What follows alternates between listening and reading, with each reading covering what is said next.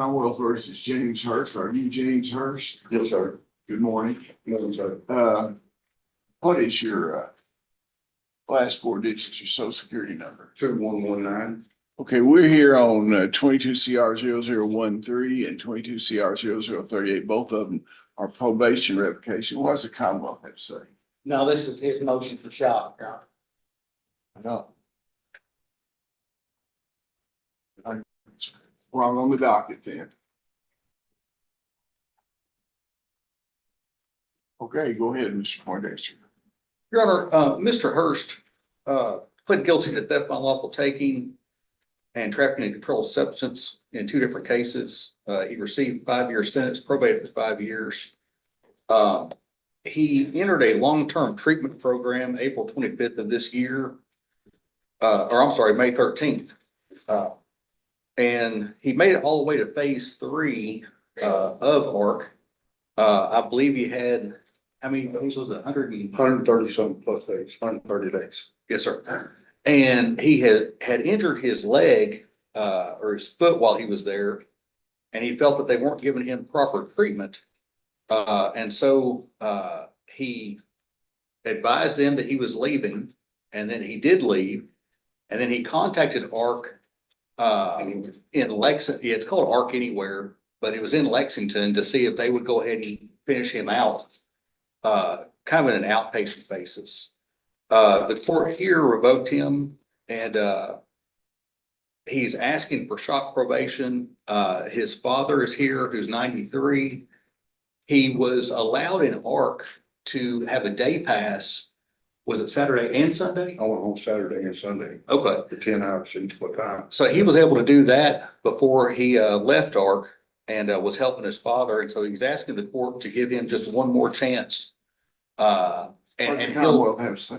Your Honor, he has had multiple violations, and I say without any hesitation that he's proven that he can't abide by probation. However, I would be agreeable if the court is, since he wants to take care of his father, I don't think long-term treatment's the responsible answer. I would be agreeable if he goes into drug court up in Boyle County and can take care of his father. Maybe he could make drug court, and if he don't, he won't last long.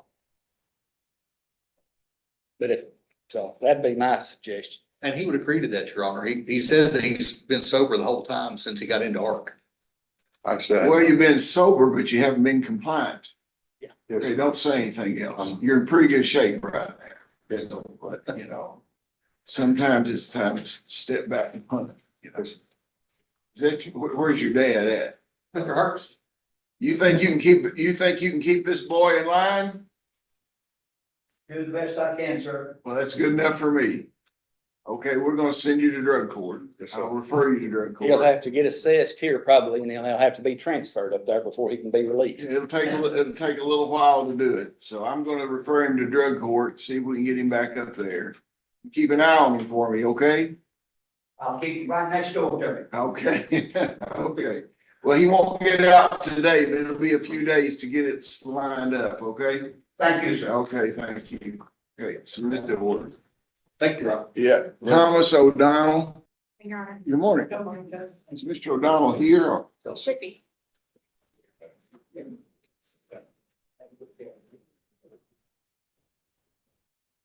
Yeah, fine, let's see. Commonwealth versus Thomas O'Donnell, 22 CR 00103. You're Thomas O'Donnell, Nor 1961, last four digits, social security number 6773. Let's do your first motion. Your Honor, my motion today. Could I interrupt? I'm gonna take care of it. Yeah, let me just real quick. Okay, go ahead. Well, you got something about this or? Well, I just want procedurally how we was gonna handle this. I've not went back and counted the motions, but I don't know how long the court's gonna entertain motions in limine. If we're gonna have more, I would like to hear them all at one time and have a cutoff date, because at some point in time, I've got to prepare for trial instead of hearing motions. Yeah. So, I'll address it. I'll Okay. address it. I'm glad you brought it to my attention. Okay, what's this first one here? Your Honor, the first motion is a motion to exclude evidence that was recovered from the Toyota Tundra in California that was registered to Mr. O'Donnell. There were areas in the truck that were sprayed with Blue Star, which is a blood detection chemical that luminesced. Those areas were swabbed and tested and came back as not containing blood. So I'm asking that that evidence of the luminescing in the truck be excluded as irrelevant and prejudicial. In Well, addition, let's do them one at a time here. Okay? If they have any results, you don't have any problem. There's no results of blood. You know, Well, I actually do, because I don't think I've ever been through a trial of any significance where the defense counsel has said that law enforcement should have done this or law enforcement should have done this. And I don't know why I should be precluded from showing the jury that they did a thorough investigation in this case. I don't think it's going to confuse the jury. They used chemical. They saw that it was possibly blood. They tested it. It wasn't blood. You know, this is going to be a complicated case. How is that prejudicial to you? well, Your Honor. I don't understand why he'll even bring this up. I mean, there are enough things to Well, it's in bring the up. test. I understand. That's the main issue, Judge, is that it's irrelevant, that it I'm doesn't gonna make anything overrule your more motion because relevant. it's not prejudicial to you. Go ahead. What's the next motion? This is in the same motion. I have other items, Judge. Okay, let's go. The other is a paper towel that was found in the console of the truck. That luminescent was tested and was positive for blood. That blood was ran against the samples that the police had in their possession and did not, it was a male profile, didn't match Mr. O'Donnell, Mr. Harding, anyone connected to the case. Okay, I'm gonna overrule you on that because it's not prejudicial. Go ahead. Our basis is relevance, Judge, and if the court finds relevance, your- then prejudicial, just to next be your- clear. Go with your next motion. Is that it? That was my motion, Judge. Okay, what's your? And Judge, we have another motion limiting regarding firearms evidence and evidence of gambling. So there are three different categories of evidence, so we'll go through them one at a time. And the first item of evidence is a Panther 308 rifle that was recovered from Mr. O'Donnell's truck about 3 months after the alleged offense. And the issue with the firearms, Judge, is relevance. So in our motion, we cited two cases, Harris and Major. And in those cases, the Kentucky Supreme Court addressed guns that are being admitted into evidence that had been tested and precluded as the weapons used in the homicide. So when a gun has been excluded as being the murder weapon, the court has found then evidence of these firearms are What are you not upset about relevant. that? There's two guns at issue, Your Honor. There's a 308 caliber rifle, which we have no objection to excluding because it's not relevant or prejudicial, I Okay. think, but I don't mind not using that. However, the 45 caliber pistol was formerly owned by Michael Harding. It was sold to him by Jay Gingrich. And the only way that Thomas O'Donnell could have gotten that pistol was from Julie Harding, who later committed suicide. And it's our theory of the case that even though that wasn't the murder weapon, that gun was partial payment for killing Michael Harding. Well, it shows connect, well, it It also shows a nexus. Okay, I'm gonna overrule your motion on second weapon. And then Judge, finally, there are references to gambling that were made during the grand jury proceedings. Detective Burton discusses Mr. O'Donnell frequenting casinos, and he speculates that perhaps there was some payment given to Mr. O'Donnell and it had been gambled away. But even during the grand jury proceedings, Detective Burton admits that there's no evidence to support that. What do you have to say about that? Well, Mr. O'Donnell frequented casinos quite a bit. In fact, he stopped at casinos in his route from California to Cumberland County and back. So those casinos will have to be mentioned in Ms. Wheeler's report on the geolocational data.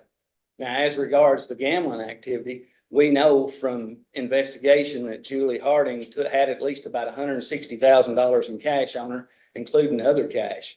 And if that money was given to Mr. O'Donnell, that would be one way to dispose of it, rather where it wouldn't be traceable. So I think it all goes to that part of the case. And Judge, Wait, there's no. wait just a second.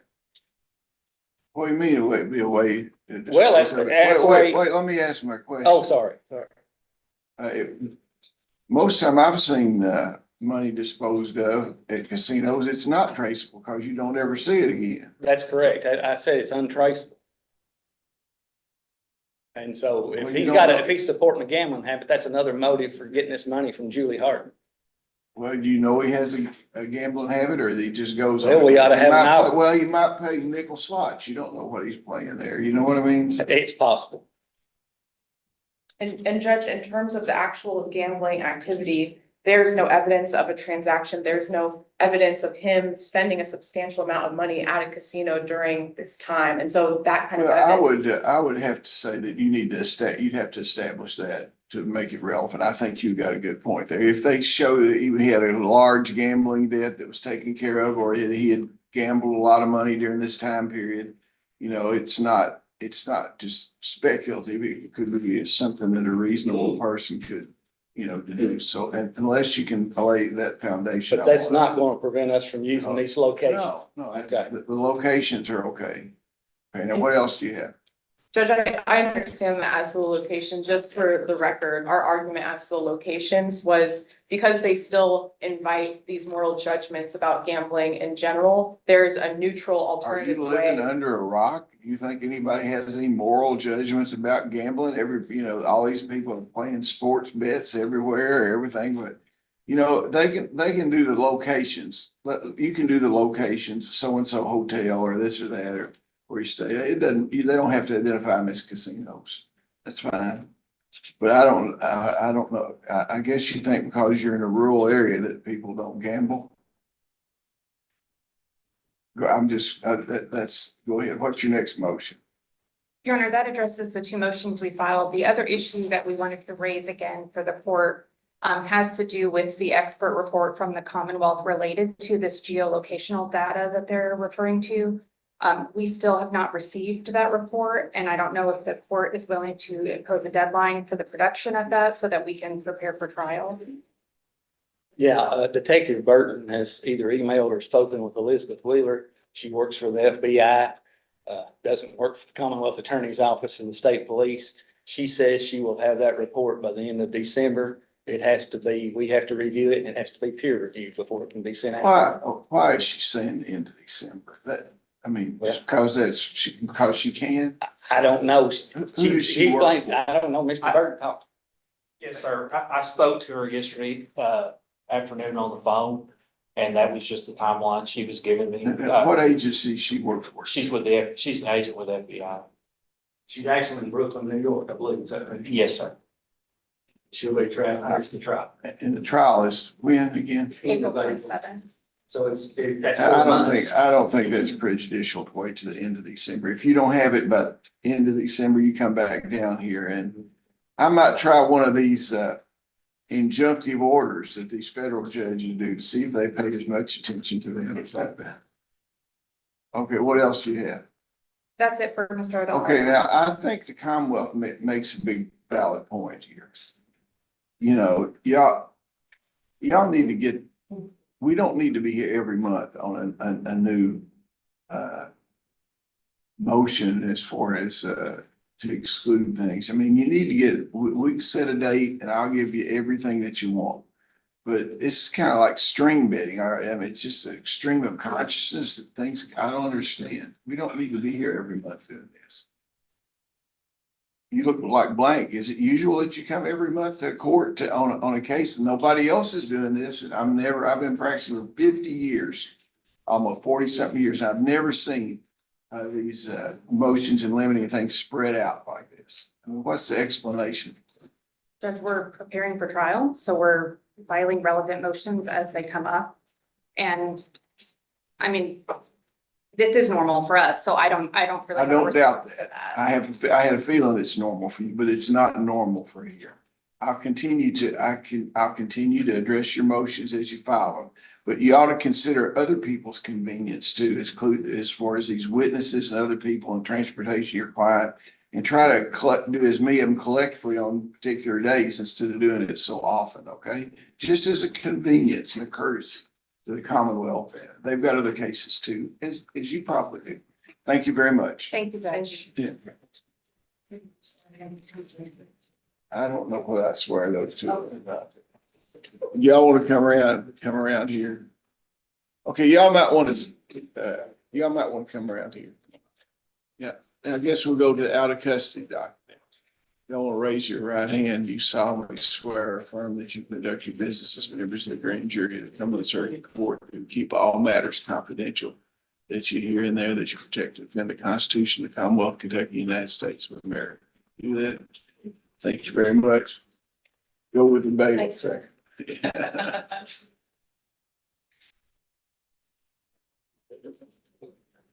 Commonwealth versus Mark Cruz.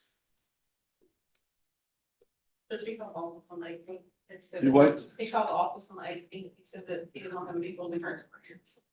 Where'd he call from?